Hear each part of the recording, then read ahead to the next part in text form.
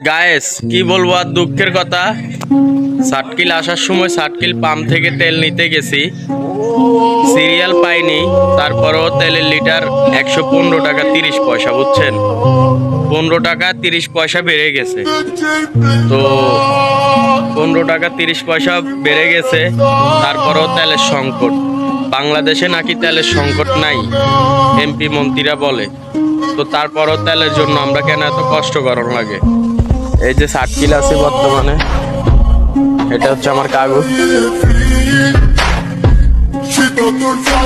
ওনাদেরকে পাঠাইছি, তেল আনতে পারে নাই। কাশিম ভাই, তেল আনতে পারেন নাই কেন? তেল আনতে পারি তেলের সংকট, সংযোগ, তেল নাই। তেলের রেট বাড়াতেও কেন এই অবস্থা? তেলের রেট বাড়া লাগছে। হ্যাঁ, রেট বাড়া লাগছে, তেলের রেট বাড়া লাগছে, এই জন্য তেল দেয় না। তেলের রেট বাড়তি, তারপরেও তেল পাওয়া যায় না। গায়েস, আপনারা ভিডিওটা শেয়ার করবেন যাতে অন্যজনকে দেখার সুযোগ করে দিবেন, ওরা দেখতে পারে। আল্লাহ হাফেজ।